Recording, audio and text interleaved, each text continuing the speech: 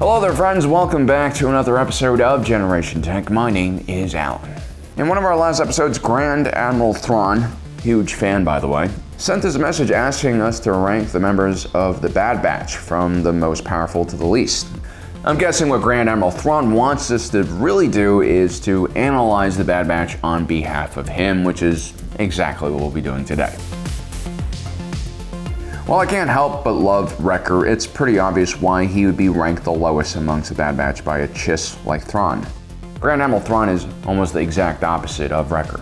Whereas the clone commando is massive, impulsive, and quick to action, I like to blow things up because I like to blow things up! Sometimes to his own detriment, the chiss leader is lithe, calm, and collected in battle. He almost never acts until he fully examines the situation. And one quick glance at Wrecker tells Thrawn all that he really needs to know about this clone. Wrecker is dependable, loyal, and extremely robust. If a physical feat needs to be performed or some kind of sacrifice, Wrecker is your guy. But he is generally limited when not being overseen by a tactician or one of the other squad members. Wrecker's limitations are all in his mind, whether it's his lack of tactical understanding or his fear of heights.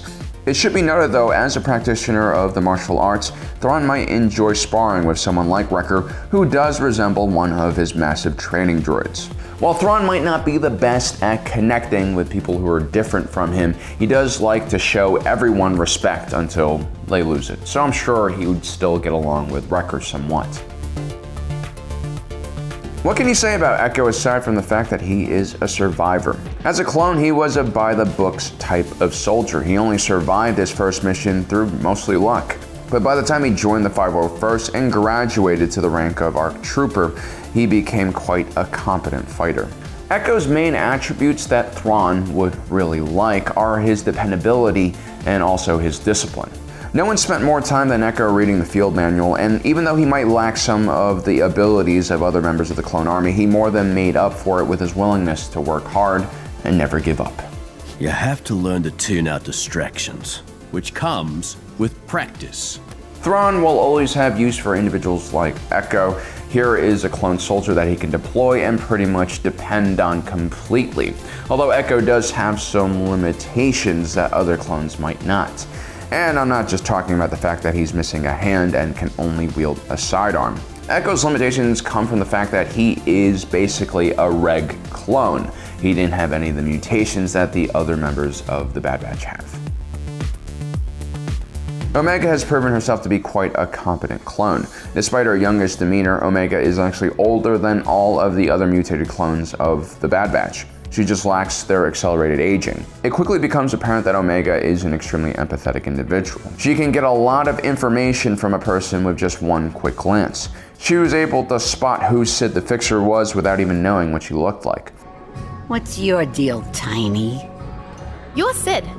You're sharper than your friends over there. Thrawn actually shares some very similar skills. He can analyze a species' art and understand their cultural leanings, which translates to battlefield tendencies. It's not surprising that Omega, like Thrawn, is also a tactical genius. She's able to beat several adults in a game of Tajaric. Thrawn will immediately recognize Omega's potential upon seeing her. Thrawn regularly would go through his crew, meet everyone, and basically quiz them and challenge them to see where they are mentally as a soldier.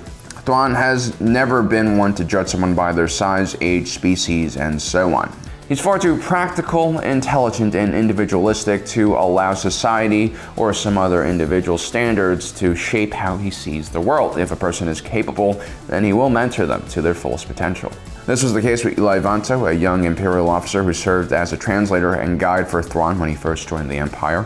Thrawn would also break many protocols when he befriends and mentors the Chiss Skywalker known as Cherie. Cherie was probably younger than Omega when Thrawn takes the young Chiss way behind enemy lines on a secret mission. Crosshair is the ultimate weapon. No one on the Bad Batch squad is more capable of taking out targets as quickly as he can. In many ways, he is the Legolas to Wrecker's Gimli and Hunter's Aragon. But a weapon is only as dangerous as the hands it's placed in. And Admiral Thrawn was probably one of the most dangerous commanders in the Star Wars galaxy during this time period. Not only was he a fanatic student of his enemy's cultures and methods of warfare, Thrawn also had a brilliant tactical mind, one that was racing several steps before his enemies. And like Alexander the Great, Thrawn always understood where an enemy line's breaking point was. And he would wield his often greatly outnumbered force with great precision to exploit such weaknesses. A clone commando like Crosshair is the perfect weapon for Thrawn to utilize. When correctly deployed, someone like Crosshair can control the entire battlefield and even take out opposing leaders, drastically changing the outcome of a battle. You disobeyed orders. You never could see the bigger picture. Now surrender. Crosshair's only weakness is the fact that he lacks leadership capabilities and is not the greatest tactician. When Crosshair took over Elite Squad and was tasked with hunting down his former squad mates, not only was he not successful, despite having significantly more resources than the Bad Batch, he also quickly lost the support of his new squad mates and ultimately was forced to gun them down. Other than Omega, the person that Thrawn might empathize the most with is Tech, the clone commando known for being extremely smart and very well versed with technology. When Tech enters the battlefield, he begins immediately scanning his surroundings and finding out as much information as possible, which can give his side a huge advantage. Thrawn, with all of his intellect and tactical genius, was only as smart as what his eyes and ears on the battlefield could report back to him. An individual like Tech not only can follow orders, but also can analyze the battlefield and look for openings to exploit himself, or at least report information back to Thrawn so that he can make command decisions himself based on that info. Like Thrawn, Tech also likes to collect things in his spare time, but instead of art and paintings, Tech enjoyed recording audio sounds of various species and machines that he encountered. This intellectual curiosity is what makes Tech and Thrawn kindred spirits. Also, like Thrawn, Tech generally is very calm, non-confrontational, and only civil and respectful to his friends. And also, like Thrawn, Tech oftentimes forgets that everyone wasn't functioning at the same intellectual level as he was. When I first saw Hunter on screen, I wasn't all that impressed by his Rambo-like shenanigans. He was too soft-spoken and lacked the charisma I usually associated with a leadership position as well. But after carefully watching Hunter in action throughout the Bad Batch, I'm starting to begin to understand what his talents actually are. While each individual member of the team might have their own roles during a mission, all the responsibility for the mission and for the lives of the team members fell into Hunter's hands. As a leader, he actually had to make terrible and difficult decisions on a daily basis, like not shooting Caleb Doom during Order 66 and returning to Camino after their failed mission to capture Saw Gerrera. Hunter makes several very tough and somewhat ideological decisions after leaving the Empire, and for the most part, his team has made it through in one piece and also kept their moral high ground somehow. Children? Out here? Something's not right. Given the amount of danger that Clone Force 99 faces and how many morally charged decisions they make, it's very shocking that every member of the team is still alive at this point. This is the reason why Thrawn would rank someone like Hunter higher than individuals like Tech and Omega. Hunter has something that Thrawn never will have, and that is the ability to connect with people and properly motivate them in battle. Whereas Thrawn does have his admirers and loyalists, he could never understand the social and political aspects of his job and therefore often neglected them. Thrawn always needed someone like Hunter by his side to serve as the face of the cause so that he could continue making his calculations behind the scenes and deliver victory after victory.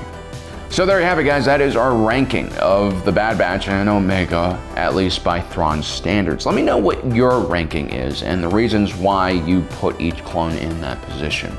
Also, don't forget to subscribe and hit that notification button down below so you don't miss out on the rest of our awesome content.